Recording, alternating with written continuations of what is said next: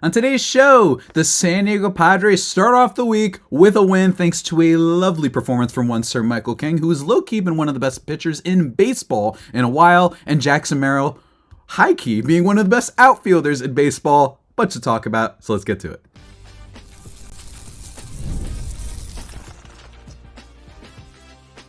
You are Locked On Padres, your daily San Diego Padres podcast. Part of the Locked On Podcast Network, your team every day.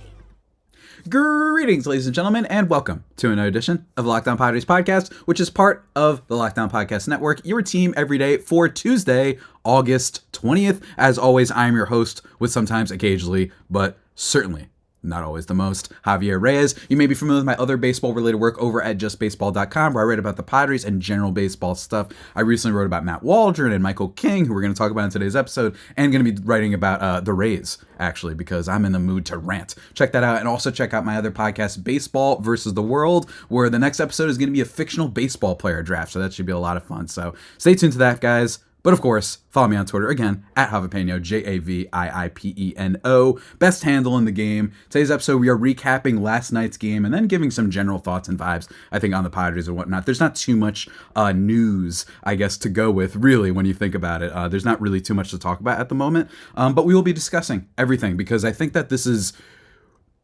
I'm going to start out hot. Last night, I can't really explain why, but it felt like a playoff game. There felt like there was more urgency. And maybe it could be because they lost to the Rockies. It could be that. That could very well be part of it. But I think that there's this feeling of, wow, everybody's knotted up in the same area together right now. And as a result, I just think that it's going to be like a lot of high pressure moments coming over the next month. Because don't get me wrong, with 3 wild cards, it's hard to be like scared that the Padres are going to fall out of it. But there's still a lot of intensity behind these games, especially with the possibility that the Padres could win the division potentially. Heck, having the best record at the end of the National League, that's not insurmountable. That's not an impossibility, although I think unlikely. That's a thing. And, you know, depending on whether or not they win the division depends who they play in the wild card round. You don't really want to play the Diamondbacks right now. So this is really important. So last night, there's just something about it that felt really intense. Let me know what you guys think. But today's episode, guys, is brought to you by FanDuel. Let me just tell you now through September 22nd, all FanDuel customers can bet $5 and get a 3-week free trial of NFL Sunday Ticket from YouTube and YouTube TV. Visit FanDuel.com/lockedon to get started. And getting started with today's episode, guys, let's first talk about one of the legends of our time. And one of the guys that we've been talking about how, you know, and I talked about this on Friday with Sully. I think I've talked about this way too much at this point, but the Padres might have it was a win-win, the Juan Soto trade. It's bad that they got rid of him in the first place, but considering they had to, it's really incredible what they got in return with the prospect that eventually turned into Dylan Cease and Drew Thorpe, with Kyle Higashioka being a more than welcome starting catcher. Hits a double in this game, by the way, going 1 for 3. Our slugging king that he is. And speaking of kings, Michael King, the last piece of that really, really has done well. 6 innings in this game, 2 earned runs on 4 hits, 3 walks, 6 Ks. So not the best control in the world from him. I don't think that his fastball was totally on point in this game, which is okay because his changeup was 8 whiffs on the night. Just truly, truly incredible stuff from our guy. Aside from the Matt Wallner double that he gave up in the first inning, he basically doesn't get hit hard for the rest of the game. The only other run that he allows is a fielder's choice. So really, you got some prime good action for Michael King, and he did go long enough into the game. I think if there's one thing we're seeing is we did see he threw 85 pitches in this one. And I'm wondering, you know, as someone has asked before, are they starting to consider a little bit of a pitching count? Maybe, but he's gone 6 innings at least in his last 2 starts. And in his last 4 starts, only one of them has been under 6 innings, and that was the game against Pittsburgh. He keeps going. And honestly, at this rate, I'm starting to believe, especially because we haven't gotten any reports about it, that they're kind of just going to let this continue. I don't really see a world in which Michael King gets like shut down or they start to really, really limit him. Maybe we'll get a little bit more of a note on that later. Maybe close to September, they're like, okay, if there's nothing to play for, right? I think that's the key part here, is if there's something to play for, if the Padres say, wait, we're trying to get that 1 seed or we're trying to win the division, then maybe they stretch him out a little bit longer. But for now, I don't see it. But all in all, really good stuff from our guy, Michael King. Like I said, the 8 whiffs on his changeup. My computer is currently frozen as we try and record this section, but let me tell you, Michael King has been one of the best pitchers in all of baseball, basically since June. He has the best wins above replacement mark, which I don't like using for pitchers for what it's worth, but even still. And then he also is up there in terms of strikeouts. Only two other pitchers have a better strikeout rate than him and a better ERA, and that is one Sir Chris Sale and one Sir, let me just find it really quickly, and one Sir Garrett Crochet. I have to pull out my phone because my computer's frozen right now.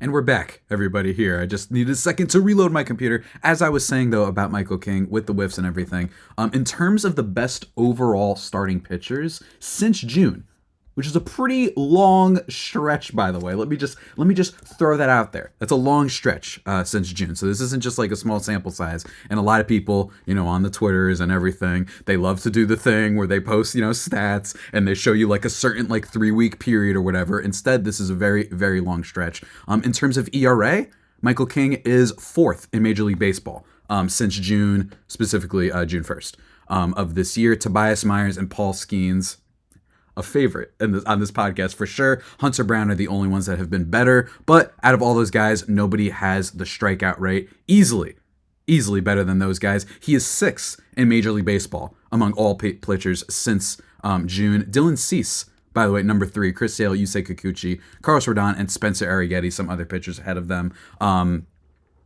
Just really, really good stuff. And Michael King, perhaps the single best stat that he's been the best at. He is 2nd in Major League Baseball since June in FIP, Field Independent Pitching, and that is a good sign. That shows you that this has not just been a lucky stretch that he's been having. There have been pitchers that get lucky over sort of course of time. I've talked about before that he's a guy that gives up a lot of home runs, and that's always nerve-wracking, right? So that's the big thing. Limiting hard contact, limiting home runs, basically doing the opposite of what he did last year, and he has focused his arsenal a lot better to being as good as he's been so far. And I think that King, once again showed, I'm ready for him to be the number 2 starter for a playoff series. That is absolutely more than okay. Frankly, he's been good enough since June that you could even argue that you'd feel pretty good if he was your number 1 guy heading out. Of course, the Padres have other guys, with Dylan Cease being the other one. And I think that one of the things to watch over these coming months is going to be who will be that number 3 that emerges. I know I'm getting a little bit off topic from the game, but who is the number 3 that will emerge from this team? Because Matt Waldron has been the guy for a lot of the year, but he's been slipping lately. And with a knuckleball, that sort of arsenal, it wouldn't shock me if players are starting to figure him out a little bit as time goes on. But he's still a contender for that spot. And then you've got Joe Musgrove. You might even have Martin Perez as the 3rd guy if you headed into the playoffs, like your ideal rotation. And if they get Yu Darvish back, which we have heard some encouraging signs that he's been, working out, throwing some live bullpen sessions, that's really good. So that's a thing to look out for. In terms of other than the playoffs, I think that the biggest storylines to follow for this Padres team for the remainder of the year, I'm going to explain them in just a second, guys, and continue the game recap. But first, I want to take a second to talk to you about our good friends over at the classic channel, the classic venue, FanDuel. We love FanDuel very much, guys. You've heard us talk about them a lot, and that's because they are America's #1 sportsbook. Well, check this guy out. And I mentioned it at the top of the podcast. Through September 22nd, all FanDuel customers get they bet $5 and you get a 3-week free trial of NFL Sunday Ticket from YouTube and YouTube TV. Tell me that ain't a deal. I mean, it's a duel too. It's a duel with your wallet, and your wallet is going to love it. Your wallet will win. You're going to be happy. And let me tell you, YouTube TV, all that stuff, the NFL Sunday Ticket, that stuff is really, really great. I've tried it before myself. It's fun. I know this is a baseball podcast, but football's rolling in soon. I know you're going to want to check that out. And with the YouTube TV base plan, you'll be able to watch every regular season Sunday afternoon out of a market game. All you need is a Google account and a current form of payment, and you can cancel any time. So go check it out, guys. Just create an account. Go check out FanDuel.com/lockedon to download America's #1 sportsbook. Get that NFL ticket deal and check out their YouTube deals as well. Until then, go check it out. And America's #1 sportsbook. We love them. Go check it out.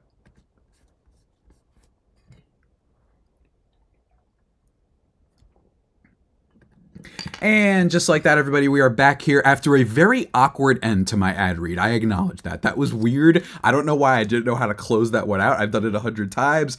That was weird, but whatever.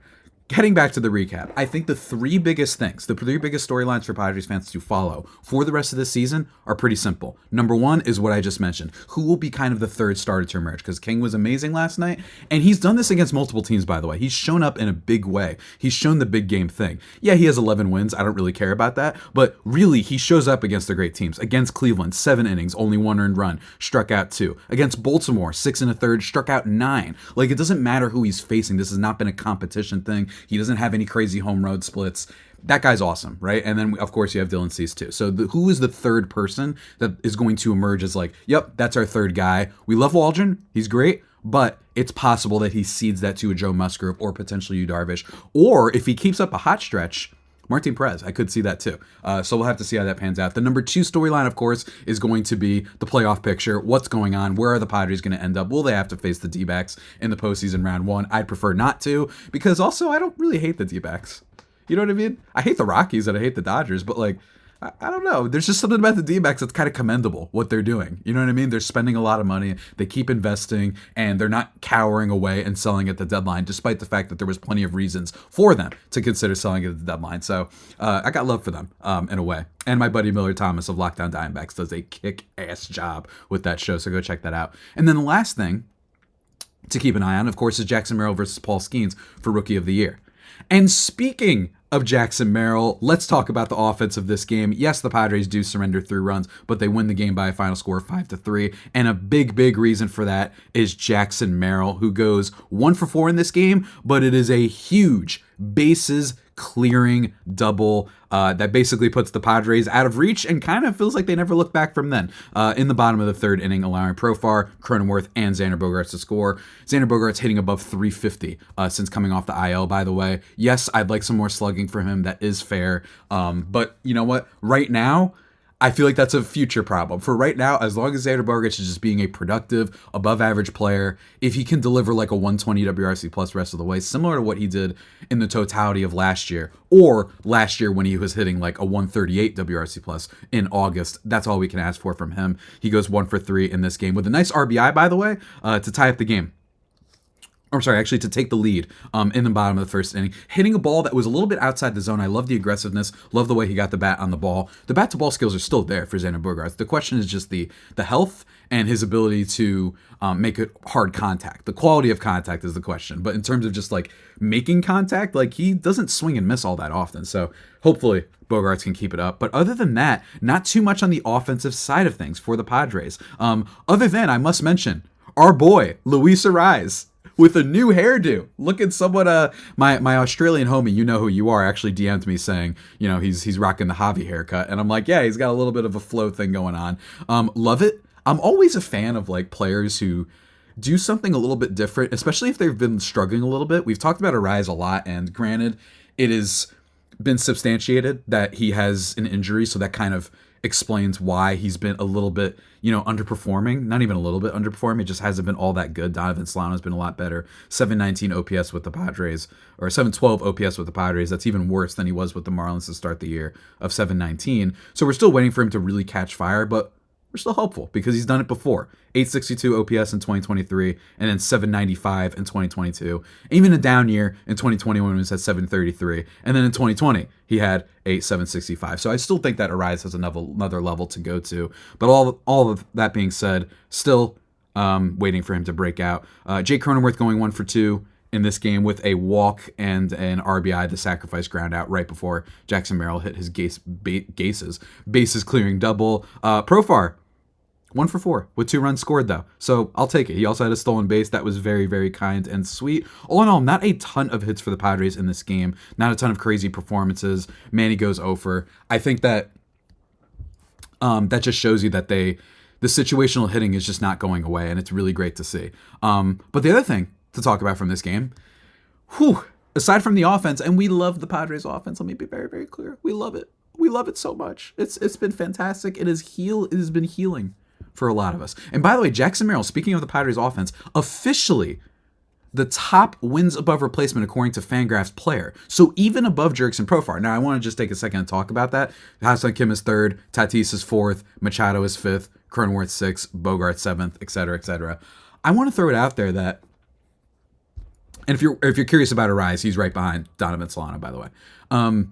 I think that my issue with wins above replacement sometimes is this right here. Jackson Merrill has been great, don't get me wrong, but it does feel like Profar has been a little bit more valuable to the team. He's definitely been the better batter, and for those who are curious why his wins above replacement is higher, and Profar's is lower than Jackson Merrill, is because of the defense. Jackson Merrill's been awesome this year. He's got 6 outs above average. He's in the 93rd percentile among defensive players. He's basically been, maybe not quite, I mean, yeah, honestly, he's been basically right there, or at least a little bit below what Trent Grisham has delivered defensively, and he's only gotten better over time, so that's why he's been better than Profar, who's a little bit of a negative defensively. Of course, not all players are created equal. Depending on what team you have, you might, vary on which player between these two you'd rather have for the rest of the year. But Merrill, I mean, he's just been on such a friggin' torch, man. This guy's got like a plus 1,000 OPS over what feels like the last 2 weeks. That's what he's been doing. And another thing that I like about Merrill also is if you go by expected weighted on base, which I like to use every now and then, especially if there's a discrepancy, he's got a 342 weighted on base and a 360 expected weighted on base. So that suggests that there's even more hits coming. The only issue with Merrill, and I imagine this will be something to pay attention to for the rest of his career, he reminds me a little bit of Michael Harris of the Braves, where these are just like super incredible batters that don't walk a lot, but it almost doesn't matter. That's how good their hitting skills are. But even still, want to see if you can get Merrill to stop chasing certain pitches. He makes a lot of contact. That's why he's been so good this year. But just feels like all the balls he hits, even a fly out that he hit at the beginning of this game, that felt like he was elevating the ball. It's just really, really exciting to see. But let's now talk about, guys, the bullpen in this game for the Padres, just absolutely balling out. Jason Adam being a pitcher that you have to face in the 7th inning isn't fun. Has not given up a run so far with the Padres. Now, I understand that the last time I said that, it was, what's his name? Brian Hoeing, and Brian Hoeing got touched up a little bit, but 1 inning, no hits, no walks, 3 Ks, all of them impressive, by the way. All of them were like, oh my gosh, like this is fun. It's really fun having a good bullpen sometimes. And particularly, it's really fun not having a crazy anxiety fest watching Yuki Matsui, Enel De Los Santos, Wandy Peralta. It's really, really fun seeing that. I underestimated how fun it is to just not feel like you're panicking. And not feel like you're heading into a situation where Michael King gets taken out of the game. You're like, okay, who's going to be the guy that has to step up for us offensively? It just feels like there's less pressure watching a Padres game now. Jason Adam has gotten just been automatic, basically, since getting here with the Padres. Over his last 5 innings,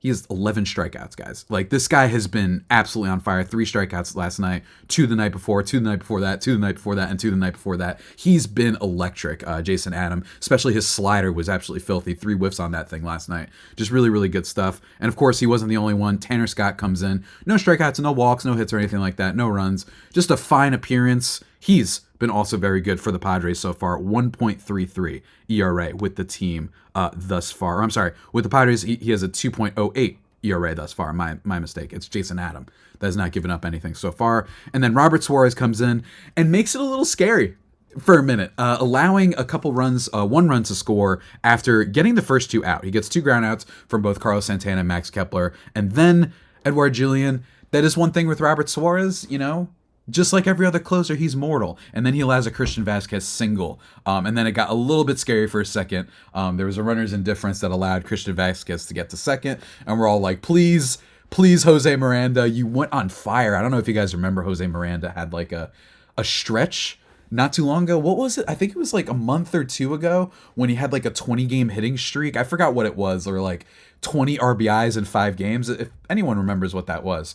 Because I'm blanking, and he's Puerto Rican, so I should know this. But yeah, Miranda grounds out, ending the game. I really love the darkened, lights and everything, and playing the Fast and Furious sort of song when Robert Suarez comes out. I've talked about this before, but I am adamant about believing that no matter what, man, every closer, they should be taking this professional wrestling sort of energy to it. I think everyone should have it, including the bad ones. I don't care if it's the Marlins closer or whatever, the Marlins new closer, I should say now, or the Reds or whoever it is, right? Whoever it is, they should have some crazy intro, go full professional wrestling with it, especially if you're at home. I think it's just so much fun to see. But Folks, of course, that is not all we will be discussing on today's episode. Got to talk a little bit about the playoff race and how I'm feeling about this Padres team going forward. But first, I just need to take a second with you kind folks to talk about another one of our sponsors, and that is Prize Picks, ladies and gentlemen. Here's the thing with Prize Picks, is the #1 daily fantasy sports app with over 5 million active members. That is a lot of people. Almost as many fans as there are of the Padres, dare I say. But no, in all seriousness, guys, it's the easiest and most exciting way to play daily fantasy sports. Unlike other apps, on Prize Picks, it's just you against the numbers. You pick more or less on 2 to 6 player stat projections and watch the winnings roll in. Become part of the Prize Picks community, folks. That's what you gotta do. So go check that out, guys. And let me tell you, you can win up to 100 times your money. You can turn $10 into $1,000. Sign up today and get $50 instantly when you win $5. You don't even need to win to receive the $50 bonus. It's guaranteed. One Caleb Williams passing yard gets you 1 win on Prize Picks every week in September. That's right. They got all sorts of crazy deals and whatnot on Prize Picks.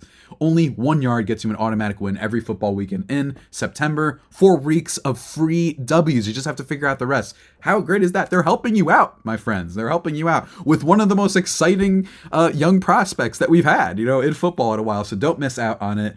If you think Tyreek Hill can get more than 90 yards in week 1, boom. Aaron Jones more than 66.5 yards, boom. Whatever you want, you could check it out over at Prize Picks, guys. It is really, really great. Prize Picks is available in more than 30 states across the country, including California, Texas, and Georgia. So, folks, go check it out. Check it out. Let me tell you, download the Prize Picks app today and use code LOCKEDONMLB for first deposit match up to $100. That's code LOCKEDONMLB on Prize Picks for a first deposit match up to $100. Prize Picks, run your game.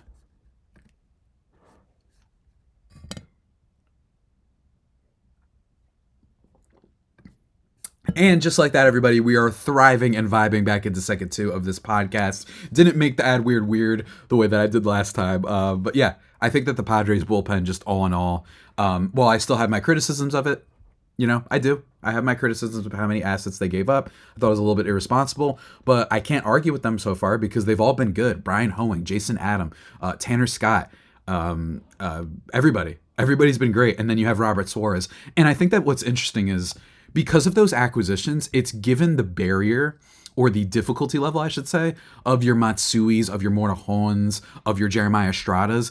It's put the pressure a lot lower on them, right? Like, you don't have to worry if Jeremiah Estrada isn't this superstar, right? I think he's a good pitcher. I think he's got a lot of potential. I think he's got good stuff. But I think he's clearly shown for a while now that he's not this like guaranteed superstar that everybody thought he was at the beginning, right?